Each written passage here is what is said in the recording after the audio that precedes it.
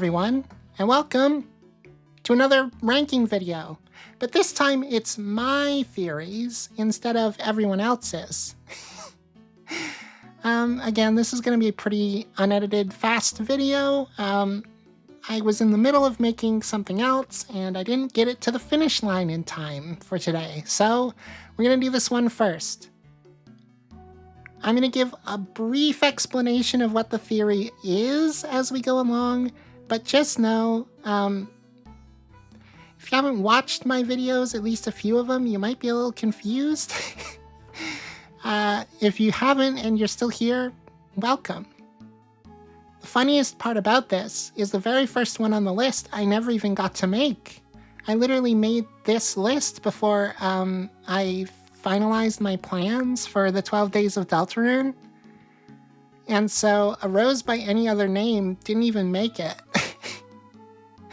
Despite that, I'm going to put it in 25% and give you the very brief description that it was about Des essentially sacrificing herself to save Noelle from the same fate.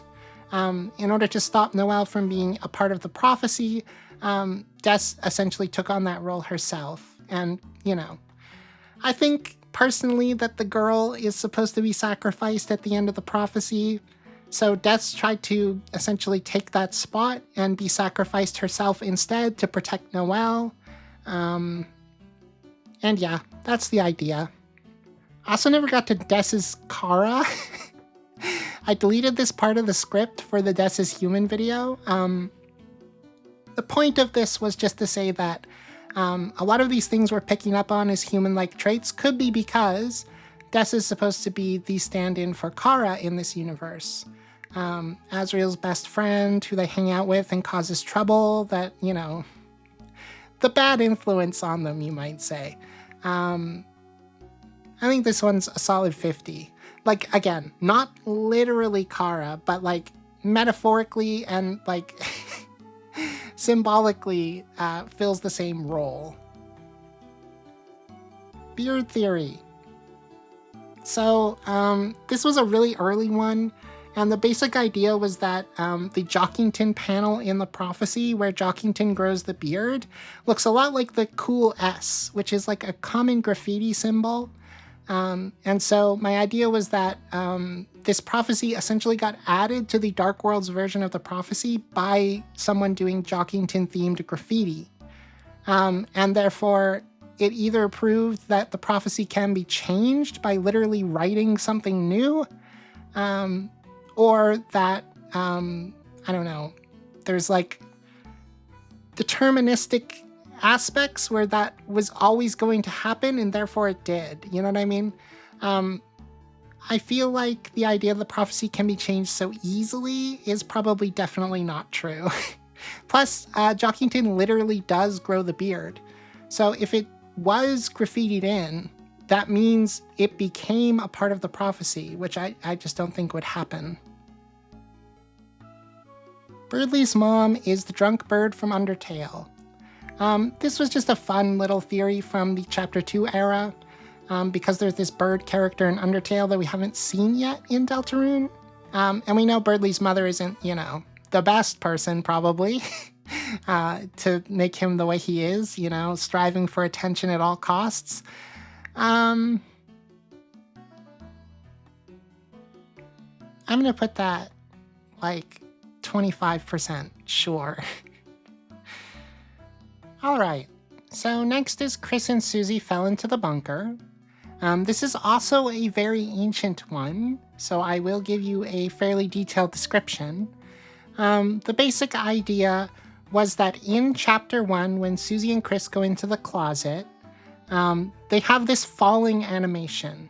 So the idea is essentially that when Susie and Chris entered the closet and they fell, the reason why that animation played and why this screenshot that is used for the image here shows like what look like opened floorboards is that area that Chris and Susie traverse in the first Dark World before they get to Ralsei's Castle Town is like the descent down from the closet into some sort of tunnel underneath there, with the conclusion being that all of the Dark World locations are going to be linked to the bunker somehow, or the shelter as we know it now. Because, a shelter is something that you would want to have connected to important buildings, like, say, your school or your library, places that are very public. Now, obviously, there would be no shelter connection to the Dreamer house, but that is the one dark fountain where the knight is late. The knight doesn't show up until Chris has already made the fountain and it's almost over. The church would also make sense to have a bunker connection. So the idea is essentially that the Castletown Dark World is the shelter Dark World. And we're going to find that out by entering through the shelter entrance and then eventually making our way back to Castletown and finding out that's where the fountain is. And I think that does make a little bit of sense, like with the new context we have about, like, for example, in the Holiday Manor, the basement sounds like it has similar sounds to what we hear outside of the shelter. Similarly, there's sort of the implication that the shelter is going to be some sort of ark. And so the idea that we have been collecting the Darkners in the Castletown because the Castletown is connected to the shelter, and therefore we have already been bringing Darkners to this quote-unquote ark that will survive the roaring, that does kind of make sense.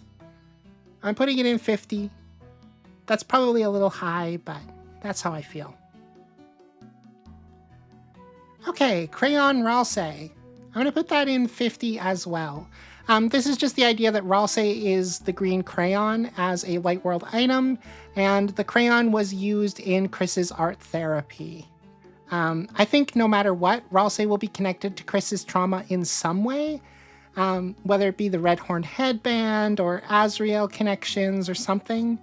Whether it's exactly the crayon, I'm not sure, but Dead Name December is just the name I'm giving to the idea that Des changed her name from December to Des, or at least asked people to call her that, because she wanted to change herself in some way. So it ties in with her wanting to sort of abandon the holiday name theming and change herself, I think this one's pretty likely. I mean, literally this 404 image is from the Spampton sweepstakes, where it says this page's name might have changed, which is how you find the actual page you're supposed to get concerning Des. Delta Maker. Okay, this is going in 1%, but basically the idea that Deltarune ends by giving you the ability to make your own chapters. And that's why Game Maker had to be updated so that the chapters basically exist as their own games so that you can mix and match other people's takes on Deltarune after the fact. Des is human. I'm putting that in 1% because this is actually the theory that Des is human. I think it is extremely unlikely. Death Knight. I'm putting that in 99%. I mean, it is the most likely option at this particular moment. I don't think I have to explain that. It's probably been talked to death at this point. Eden Theory. All right, this is a little bit more complex, but this was part of my Chapter 5 predictions video early on, after Chapter 3 and 4 released. And it basically is talking about Friend as being sort of like the devil in the Garden of Eden that is going to tempt someone. Probably in this original theory, it was a copy of Toriel because the flower family thing, which we'll get to in a second. But it could be anybody. It could be Ralsei, who knows? And with the forbidden knowledge that the apple represents. And that was going to be like the sub-theme of the chapter, was this sort of Garden of Eden reference. I'm putting this in 25%. Okay, The Night is Fear. So this theory was a two-parter. It was the first one I did after Chapter 3 and 4 released. I'd probably change some things about it if I was to do it again right now. I kind of already did. But the basic idea is that the night is either Friend puppeting somebody's body, probably Des's, or just somebody using the red horned headband as sort of like an armor piece, and that is allowing them to access a bunch of stuff related to people's fears, specifically Noelle's fears, because the red horned headband represents an era where Chris was constantly scaring Noelle. And I'll put it in 25. I think that's fair. I think the idea that the knight represents people's fears, well, yeah. The idea that the knight represents people's fears isn't that crazy because the knight does kind of look like a titan, and a titan is literally like the fear of the dark. So that does make sense. My specific application of it, probably a little less likely. Flower family. So this is the idea that Asgore's wedding flowers, which are the colored, human soul colored flowers that we've been talking about a lot, considering the Dark World will probably take place in Asgore's flower shop, will come to be copies of Asgore's family, which is both like Toriel, Chris, and Azriel, but also the holidays. And this is how we're going to be able to like meet Des, despite the fact that, you know, she's not around. I like this one a lot. I'm going to put it in 50-50 because the chapter theming is not what I would have expected for that. But there is 2 rooms in Asgore's flower shop, right? There's the upstairs flower shop section, and then there's the downstairs basement conspiracy board section. So there could be more than meets the eye, right? I think we'll just talk about New Hometown at the same time. I'm putting New Hometown at 25%. It's basically an extension of this, where instead of it just being the flowers representing the family, that is also true, but Asgore's conspiracy board becomes a setting in and of itself that is a replica of Hometown back when Des disappeared. And the process of this chapter is going to involve unraveling what actually happened to her, going into probably meeting her in chapter 6 as the knight. And it's based on a bunch of foreshadowing in the Mantle game. I like it. The trailers have kind of made me think that it's probably not going to happen, but some variation on the idea is still very possible, I think. Friend band. I'm putting this in 75%.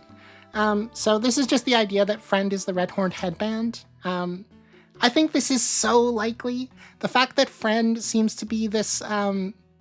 I don't know, demon character, like they're associated with 666 and a bunch of Gaster demon stuff. It makes a lot of sense that they would be literally a demon horn headband. And it relates back to Chris, so it makes sense why Friend would be a friend, because the headband was like Chris when they were younger. I like it a lot. On a similar note is Friend diagram, which I'm going to put in 1%. I think Friend diagram is antiquated in my mind, which is, it's basically the idea that Eram or the Shadow Mantle boss, Friend, and then the Forgotten Man are all like manifestations of Chris's trauma in some way. So the idea was the Mantle game final boss Eram character was foreshadowing for a battle with Friend in the future inside of the shelter. And the Forgotten Man was a sort of benign reflection of the same sort of overlying theme. So because all 3 of these characters are connected to the shelter, the Forgotten Man seems to be related to Chris, you know, undergoing therapy after whatever happened in the shelter. The boss fight against the Mantle boss takes place in a replica of the shelter, and Friend is obviously associated with the shelter through all the 666 stuff, right? The idea was that they all sort of represent Chris's trauma in different manifestations of it. I don't think the Forgotten Man is linked in here anymore. I kind of evolved this theory with Tale of Two Kitties, which I think is quite a bit more likely. The idea that Sham and Friend were once one and the same and then became 2 separate entities. With Sham essentially serving the role of like Eram as this character we're going to fight. The burning fight, I mean, Sham's theme is Lantern, after all. Yeah, I like this one much better. Probably because it's newer, but you know. Frozen Prophecy.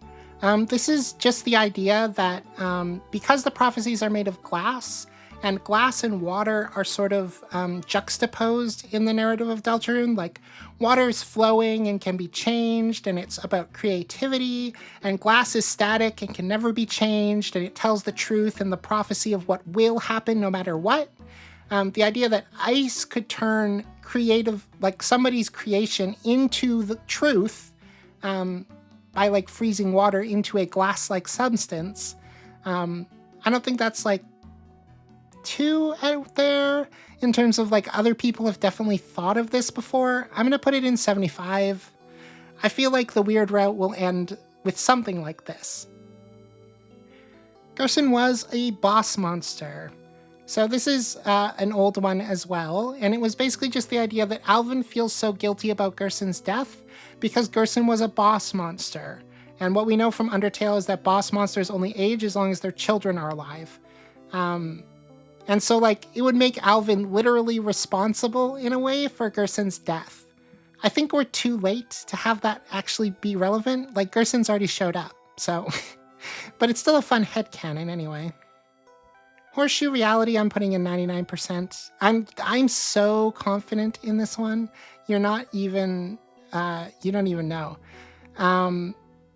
Horseshoe reality theory is basically saying that because the world of Deltarune to us and Gaster is the light world and dark world, but they both basically are the same thing.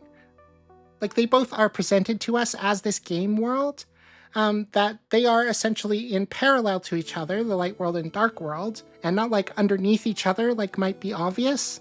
And despite the depths being like lower on the scale of darkness or whatever, it is actually the same level of reality as the player's world, because the depths is the game's code. And Gaster talks to us directly on like Twitter and stuff. So the idea is that we and Gaster are looking down on this reality, despite the fact that Gaster resides in like quote-unquote hell, and we reside in quote-unquote heaven. So Chris Knight and Chris Knight's Revenge are two different theories. Chris Knight is the idea that the Chris we control is the Knight. And I argued this is possible, not likely, but possible, because if we take the most generous approach to the creation of each fountain, therefore, Chapter 1's fountain was created the night before, Chapter 2's fountain was also created the night before, Chapter 3's fountain, I mean, we saw Chris do that, and then Chapter 4's fountain could have been created while we were apart from Chris. It is still technically possible. And there's some weird foreshadowing that maybe that's what's going on. Like, for example, the fact that in Chapter 4 there's a very climbable tree that just, like, never... It's a Chekhov's gun that never fires. Nobody ever climbs that tree. But it's in the same room with a mysterious back door we can also never reach, which happens to be the room that Chris is hanging out in while we are exploring the house and the vents as the separated heart. So it's, like, not likely, but technically possible Chris could have created all the fountains. Now, Chris Knight's Revenge is a little different. This is the theory that there are two Chris's. That the vessel was reshaped during the Gonermaker sequence when it says, you don't get to choose who you are in this world, your name is Chris, into being a copy of Chris, a Goner version, if you want to go there, a monochrome copy. And therefore there are two of them. So while our Chris isn't the Knight, the other Chris is. And that's why there's so many similarities between Chris and the Knight, and why it seems like Chris is the one who's making the fountains, despite it basically being impossible. Obviously, this is also going in 1%, but, you know, I like this one much more.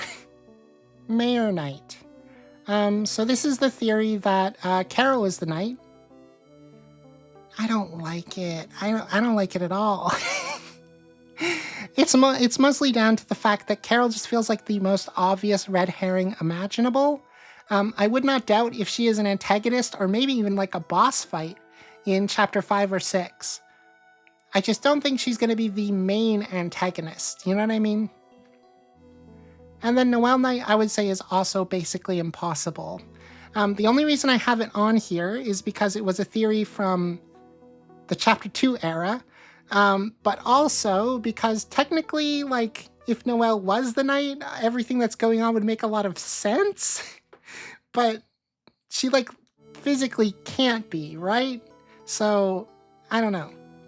I'm also putting Rudy Knight in 1%. You'll notice it's a pretty big disparity between Death Knight and everything else. And I think right now that's where we're at. Maybe we'll change our minds, but right now that's where we're at. Rudy Knight is fun, and it's really cool to imagine Rudy being a more important character than he is. I don't think it'll be true, unfortunately. Let's save Neo Shadows. Delta theory. This sounds like the most generic thing ever, but I am calling the theory where the 4 photos you take in Tenna's board game. Let me back up for a sec. You take 4 photos in one of Tenna's boards, and there are 4 very specific things. There are red antlion, so 2 little red horns, a cactus who's off the beaten path, a green spring blocked by a rock, and a yellow flower split in half. And the theory is basically that these 4 photos represent the 4 heroes in the prophecy.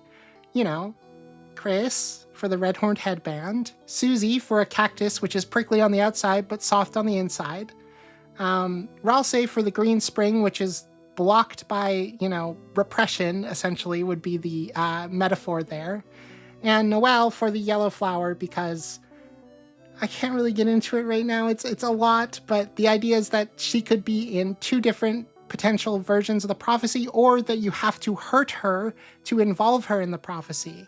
Because one of the big things about this theory is that you only need 3 of these photo opportunities to continue with the game. You don't need all 4, but there are 4, and you can take any 3 you want. And I find that very interesting, and how it could apply to the 4 quote-unquote heroes of Deltarune. I'm going 50. I might not have explained that very well, but if you've watched the video, I think it's pretty solid. So shadow tears is the idea that Death's tears are the shadow crystals, or the fallen star's tears are the shadow crystals anyway.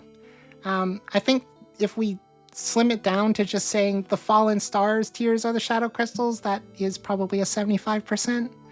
And yeah, I think that's pretty strong in terms of that one book from Chapter 4's Dark World that talks about the fallen star crying rivers with its tears, and something emerges that looks like glass. I'm pretty sure that's the shadow crystals. Shelter arc, I take this for granted sometimes because it seems so likely to be true. I'm not going to put it in 99%, but it's a shelter, right? And the knight is trying to bring people there, and we have this idea of an arc planted in the story that's going to, like, be able to survive this great flood that is the Roaring. Surely that's the shelter. That makes way too much sense. Or the Shelter Dark World, to be more specific, but still. I don't know. Smile theory. So this is what I brought up in the analysis of the trailer. The idea that the sun going down relates to the last time Noelle is ever going to see Des. Because Des is going to be around in Chapter 5, if you believe the whole flower family thing. I'm going to put this at 25%. I think it's on the same level as New Hometown. Because this relies on both Des being in this chapter and Noelle being in our party in this chapter. Which I do think is kind of likely because of the weird route numbers thing from the Spanthan sweepstakes that showed 5 as being like half as big as 2, but still bigger than anything else, which makes me think Noelle will be involved, but you know. So Universal Mother Theory, it's like 99%. Basically, it's just the idea that Queen represents all of the characters' mothers. So she represents Toriel with her drinking. She represents Carol with her overbearingness. She represents Birdley's mom with her essentially just complete disregard of him. And represents Ralsei's mom by non-existing for him, right? Like forgetting he exists because Ralsei doesn't have a mom. And Susie's mom for just trying to placate her and move on. Now, this one is a creation of mine from the Rudy Night video, where I suggested that, well, if Queen represents Carol, because the night was probably Des, and so those subconscious thoughts leaked in, specifically Toriel and Carol, then one king makes sense to represent Asgore and Rudy. Because, I mean, he does represent Asgore a lot. Like, he's got a lot in common with Asgore. He wants to go back to the past. He, he cares for the kid, even though he doesn't show it all the time very well. And so the idea would be some of his other darker traits could be a reflection of Rudy, or the way at least that Des saw Rudy, if Des is the knight. I'm putting this one at a solid 50-50. I think it could be true. I think Rudy could have more to him than he lets on. Maybe he won't be, the antagonist, but he could still have like a backstory of being kind of a bad dad. And I would buy it, because Toby Fox characters are always complex. Water and glass is less of a theory and more of just analysis. I'm going to put it in 99 because it literally is. It's mostly just a breakdown of the concepts of water and glass in Deltarune as symbols, and how they sort of, I don't want to say mirror, because that's not correct. They foil each other. Glass, like I already talked about this 3 seconds ago with the ice thing.